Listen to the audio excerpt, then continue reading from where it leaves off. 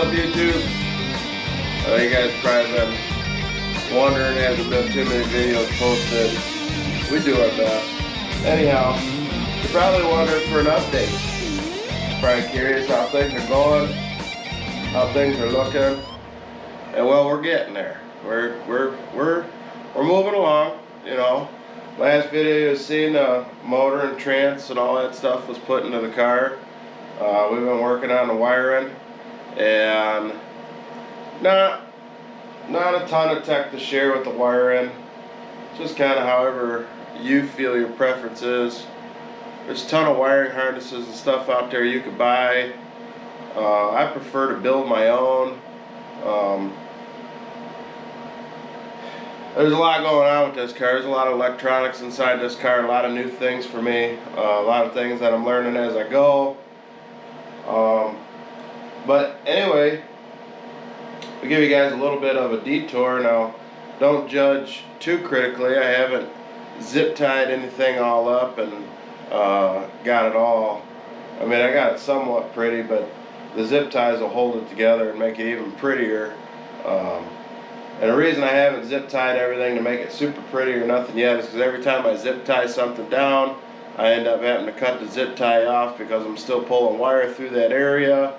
And, well, you know, I don't want to keep cutting off zip ties, so might as well not zip tie it and wait till I'm completely done running wire through that area, and then we'll go back through and zip tie everything all fancy, get it all hung where it's supposed to go, good stuff like that. One thing that I am kind of fighting right now, and I'm waiting on a new cable for it, is from what I understand, when it comes to a dragster, which I don't know why you wouldn't have to have one in a door car, but from what I understand, you have to have a push-off kill switch inside the cab, I'll call it, of the vehicle, and at the rear end of the vehicle, and it has to be push off for the medical, the meds or the track associates, assistants, whatever. If you wreck the car, roll the car, so on and so forth, they have to be able to run up to the back of the vehicle and just push the lever off, and it kills all electronics inside the vehicle. So from what I see, the standard is you have one inside the chassis with you, inside the cab, right around the driver compartment, and there's one at the rear. So I'm kind of the equipment that the car came with was not up to NHRA standard, so we've been taking it out and playing with it and doing different things, and one of the cables that they had for the master on-off switch that was mounted to the dashboard was not of quality enough to throw this big 300 amp continuous duty switch that I installed off. So I'm waiting on a new cable for that. But anyways, let's give you guys a little bit of a flavor of what's going on here and how I like to wire a car. Now, I didn't buy my harness from anybody. I just bought a bunch of multicolored wire and just did it all myself. I bought my own fuse board. I have my own relays I wire in, and yeah. So it's not, like I said, it's not 100% done yet, but it's close. If I had to push rods for the motor and in the motor, I could start the motor right now, but I don't have push rods, so we're not starting the motor. But there's different things like the delay box isn't all hooked up yet, and you know, there's no chips inside the MSD and different things. I haven't ran the air line for the air compressor yet, so there's still quite a few things to do, but we are moving quite a bit forward. So let's take a tour of the car here and see what all we got going on. So a quick little tour. This is my big 300 amp kill switch. These are my 50 amp continuous duty relays. Now I know those look a lot like a Ford or old style Chrysler starter solenoid, but they are not. They are 50 amp continuous duty relays. Now the fancy thing Now the fancy thing about this relay is most people, your average person, when I wire up their starter inside their race car, whether it be a dragster or a door car, street car, or whatever, and they mount the batteries in the trunk of the car far away from the starter, they all run a big heavy power wire straight from the battery and or kill switch all the way up the chassis of the vehicle to get to the starter. So if your batteries are in the trunk, you're running a big heavy power 12-volt wire from the trunk up the frame rail all the way to the starter. Now anytime the power is on, that big heavy wire is hot all the time. It's hot. As long as your kill switch is on or however you wired it, it's hot, right? So if you wired it to the one side of the kill switch to where it's power on when you flip the switch on, it's hot when that switch is on. If you wired it to the other side of the switch where 12 volt from the battery supplies the switch, it's hot all the time. It's never off. Even when you shut the switch off, it's on. And obviously if you go straight to the battery, it's just always on. So I learned a few things watching David Freiberger build his F-Rod. I never liked that big heavy power wire going all the way up there and being hot all the time, whatever. I've had a couple cars wired that way because that's kind of what I knew. But I learned a few things watching Roadkill, watching Roadkill Garage and stuff. And he showed me these big heavy duty continuous duty relays. So let's do a quick explanation on how these things work. So if we come over to this thing, you see I got the main power wire coming to this relay off of our kill switch. Now this is the side that's power when hot when the switch is on. So this wire's got power on it, right? This is just a ground. This is a 12 volt switched wire. This is the big heavy wire. It goes through the frame and runs back to our starter. This big wire here. So what happens is this wire is dead. Kill switch is on. This wire has power. This wire is grounded. This wire has a switched 12 volts. So your starter, push button, key, whatever. Whenever you push the button or turn the key over, you want it to send 12 volts to this wire. When this wire gets 12 volts sent to it, it closes the connection inside the relay, which then sends 12 volts through this wire back to your starter.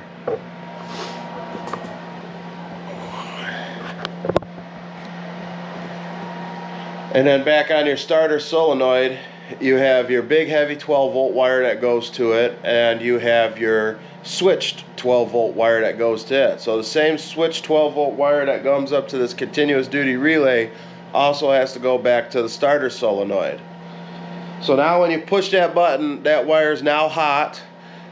Starter has full power, starter works, starts your engine. When you let off of that button, that big heavy wire running down the frame rail to the starter is now dead. And the other wire is obviously switched, so it's dead too. So that's something that I learned from watching them guys.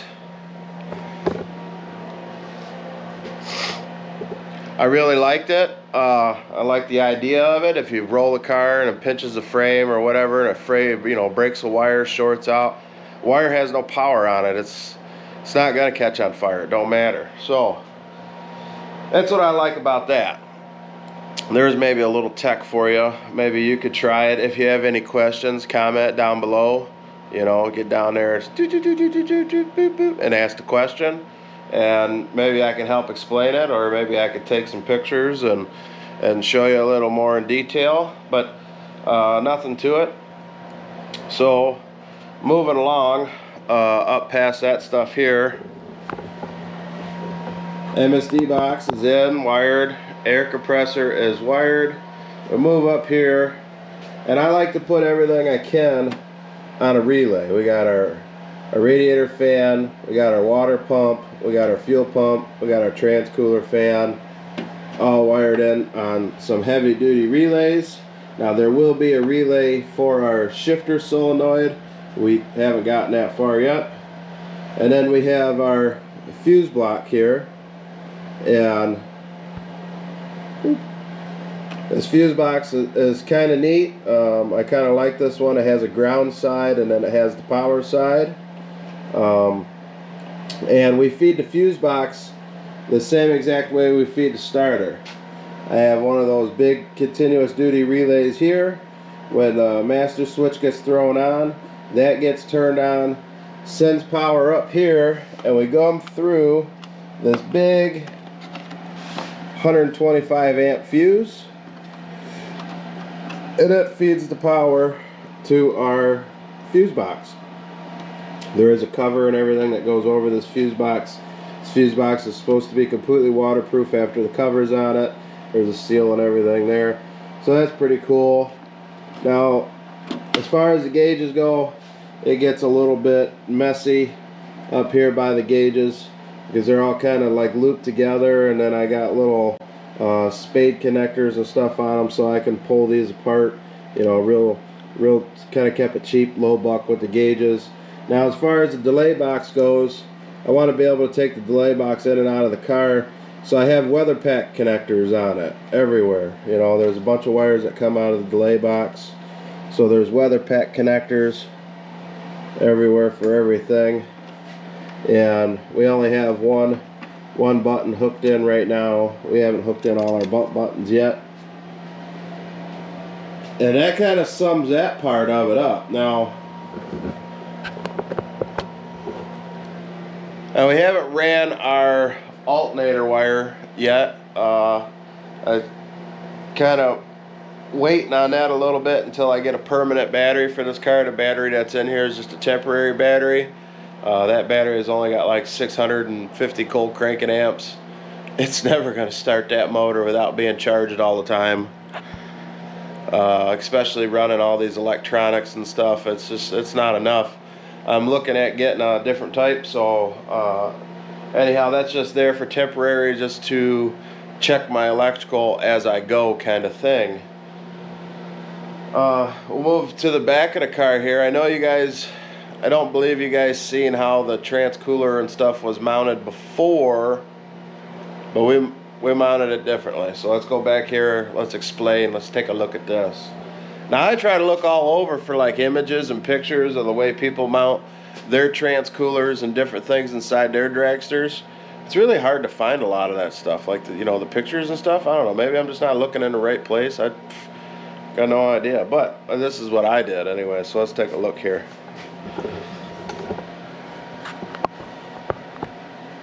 So our fuel pump is nestled back here, behind your seat. That was there, I didn't move that. Here is our transcooler, and we put a weather pack connector on it so we can remove it. The water pump has it had its own connector that I just retied in on it. We have our overflow can mounted down there, all on the back of us. Move down the line here. We got our radiator and fan installed, and we have a weather pack connector holding it together. And then we move along the line.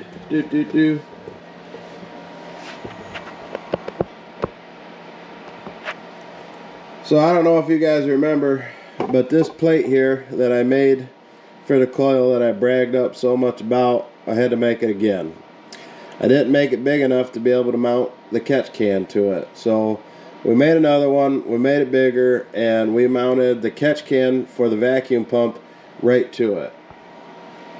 Now the way the catch can is, if you look at the back of it here, you can see this filter sticks out more than that does, and the bolts are tight to the back.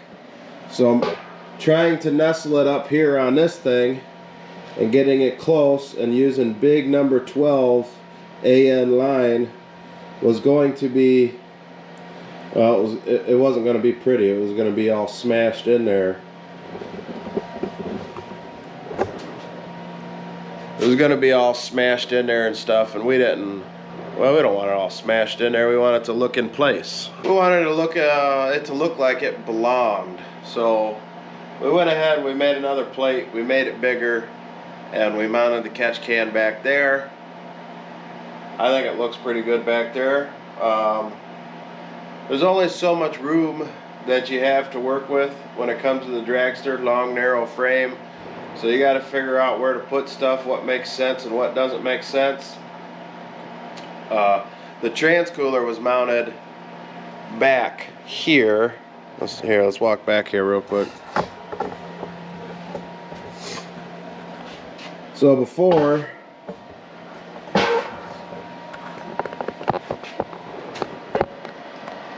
you can see these tabs here, and then back over here on a plate they had drilled some holes, and the transcooler used to sit right here, and it was kind of gaudy, kind of out of place looking, kind of looked you know, haphazard, just somebody threw something together, and I didn't like it, so I moved it up here. I like it up here more. Hopefully I don't need that space for anything else. You know, now you got somewhere. If you found a spot for a radiator, you can put a couple nitrous bottles back there. That'd be cool. You could make some brackets off that radiator if you wanted to mount some nitrous bottles. But anyway, so that's where we're at. That's our update. We're moving along. There's quite a bit wired. I got pretty much all the gauges wired. Lights are wired. Starters wired. Pump, fans, starter. I think I already said. I don't know. That kind of, some of the delay boxes wired. I think that kind of sums some of that stuff up. So we're moving along. Local racetracks are advertising that they're planning on opening in about 8 weeks. Well, I'd like to be ready. So the way I look at it, I think we got about, if I could spend some time out here, it's hard to do when you're working 6 days a week, but if I could spend some time out here, I could have this car going probably within a week or two. You know, push rod depending. You know, I still haven't even started a motor, but yeah. So stick around, keep watching out for some new videos. Hopefully the next video that's posted, the car is 90 to 100% wired, and hopefully the push rods are in the motor and we're hitting that starter switch to let this thing sing a tune. You know, I'm ready to make some thunder. Anyhow, this is Pat Performance Racing. We're gonna check out for now. I'm gonna go ahead and run me a few more wires, start getting the delay box completely tied in. Like I said, stay tuned, check back, stay up to date. You don't want to miss it when this motor fires up. I'm sure it's going to sound nasty. Firing it up on race gas, so that'll be a little tamer than alcohol, but we're just going to start it up and do a couple break-in procedures on race gas, and then we're going straight to the alcohol, and it's going to make some noise. The neighbors are not going to be happy, especially when we start testing our shifter and our launch buttons and just, you know, the fun stuff. So anyhow, Pat Performance Racing, check it out. Make sure you like, subscribe, and comment as always.